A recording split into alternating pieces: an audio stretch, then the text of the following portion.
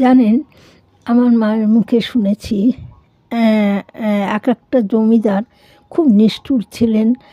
প্রজাদের উপরে খুব উৎপীড়ন করতেন এবং তাদের মানে কষ্ট সমাধান করতেন না এবং বাড়িতে খুব মানে ধুমধাম করে সব কিছু দুর্গাপুজো অমুক তমুক করতেন। কিন্তু প্রজাদের কষ্টের শেষ মানে ছিল না। তাই তারা যদি খাজনা দিতে না পারত, তাদেরকে শাস্তি দেওয়া হতো এবং কত কষ্ট করে না খেয়ে তারপরে তাকে মানে খাজনা দিতে হতো। এইরকম জমিদার বহুকাল ধরে মানে তারা কেউ নেই। বাড়িটা মানে জঙ্গলে ভর্তি হয়ে আছে, আর দেয়ালগুলো ভেঙে ভেঙে সব নিশ্চিহ্ন হয়ে যাচ্ছে।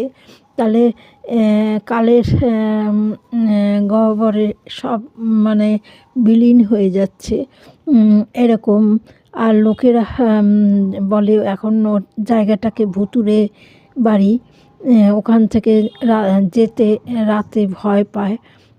তাই অনেক ঘটনা অনেকে দেখেছে, তাই ভয়ে রাত্রে যায় না, এরকম পরিস্থিতি আজ।